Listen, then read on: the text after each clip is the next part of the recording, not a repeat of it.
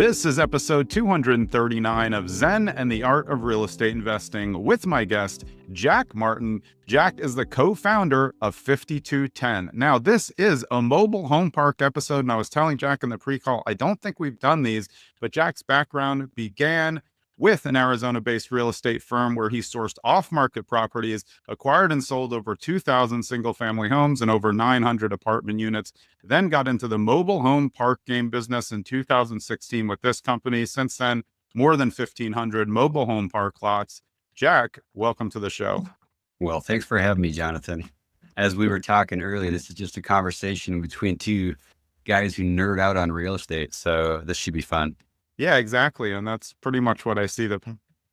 So I'm glad that you said that. Yeah, I mean, that's kind of the fun of it. But let's go way back. When was the first time that real estate became something you were interested in? Jonathan, this will be familiar to the older portion of your audience, but yeah. I was in the military, 18 years old, listening to like 2 a.m. TV. And there was this guy named Carleton Sheets. I was about to guess it. Yeah. And he was selling these cassette tapes, like a dozen cassette tapes that you ordered in the mail. That was the beginning of my curiosity. And then that pathway kind of led to development, buying land, small subdivisions, general contracting, and that led to a couple thousand single family rental properties, which led to apartments. When I decided that scaling on a single property made more sense. Yeah. And then this mobile home park thing, the stereotype with mobile home parks is trailer trash. Yeah, right. And I think that's why the non-investor looks at it like, how could that be good? That's right. And I saw it the same way. I'm guilty of the same thing until I owned one. That's when I saw that, wait a second, these are way different than any other rental real estate. Just for the stability and the kind of recession-proof qualities that they have. And that's when I decided this is going to be the rest of my career. I'm going to do mobile home parks. And that was over a decade ago. Yeah. And that's such an interesting corollary because again, the perception of mobile home parks is that they're extremely transient. So they just assume that the business portion would feel the same, but it's actually the opposite. Right. Yeah. And I think that the other thing that we've learned is there's just like there are in apartments or rental homes, neighborhood, quality of asset, there's a spectrum. So you could buy apartments in the worst neighborhoods in America that are D quality or call it F quality assets, or you could buy brand new Class A or well taken care of Class B apartments in a great neighborhood. So the same dynamic exists in the mobile home park world. There still is trailer trash all over the country. Still is. Yeah. But the kind of communities that we focus on are manufactured housing subdivisions. They're nice, paved streets, sidewalks. Some of them have garages. Some of them are gated, clubhouses and pools. I mean, they're nice. Places where you would be happy to see your parents retire to because it would be safe and comfortable and clean and all those good things. When you were talking, I was thinking of the tiny house craze now, and those are basically all mobile homes. I mean, the whole point is they drive them to the area and then pop them onto land, and they're probably honestly not as stable as what you're talking about, which is a manufactured home put on a slab or meant to be there that I guess could be moved, but really nobody has any intention of moving it because they're buying in a development. That's right. Yeah. And then it doesn't make economic sense either. So, if you move into a community, you buy a new home, pay $100,000 for it. You pay your lot rent. And then 5 years later, something in your life changes and you have to move across the country. It wouldn't make any economic sense to move it. It would cost you tens of thousands of dollars to move it. Yeah. Whereas you could just sell it, take your proceeds and go buy another one. And that's right. What ends up happening. Jonathan, we've been doing this for a decade now, actually a little bit over a decade. We've got about 1,600 lots, 1,650, I think is today where we're at. We've only had maybe half a dozen homes move out of our parks. Yeah. In over a decade.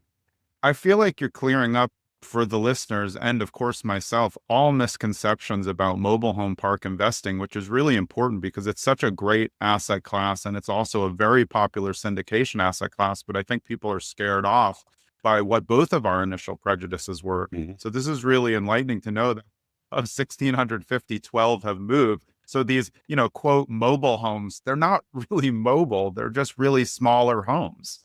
Yeah, and half of those moved because we decided to get rid of them. Somebody Yeah. passed away and it was an ugly, older vintage home. And we thought, you know what, let's beautify the community. So let's tear that one out of here and let's put a new one in. So the economics just don't support moving these things. Once they're Yeah. set, they're even though they're still technically mobile, the wheels are gone, the axles are gone, the tongue is gone, because they'll reuse those over and over to move other ones. Yeah. But you still could put all those things in place and move them. You could. So they're movable, but they don't move much at all. So say you have a mobile home park and you have 100 pads and there's 100 mobile homes on them. They own the homes. Those people can just sell their homes, and then the new buyer would just be moving into your basically paying HOA, for what's there, correct? That's right. Yeah, and I think that shines a light, Jonathan, on the most expensive event that occurs for any investor who owns rental property is turnover. Yeah.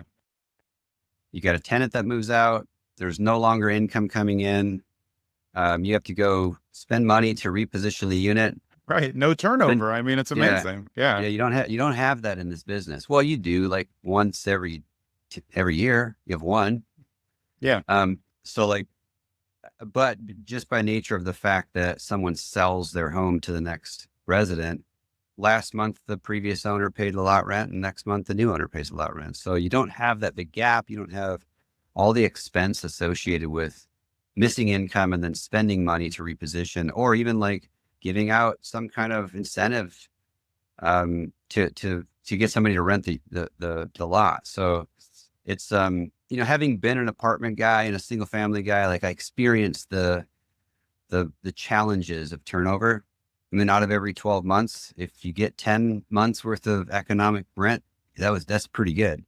But in the manufactured housing space, you end up getting 12. So, and then typically what ends up happening is your income on every property always goes north, never goes south.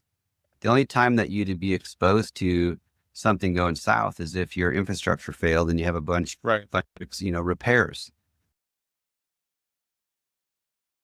One thing though that you were said that is interesting to me. So if the population decline, if people are having less children, is that going to affect the way you look at more deals as we go down? I mean, maybe not a population decline, but people are having less kids now. So that means there may be less interfamily transfers than there used to be.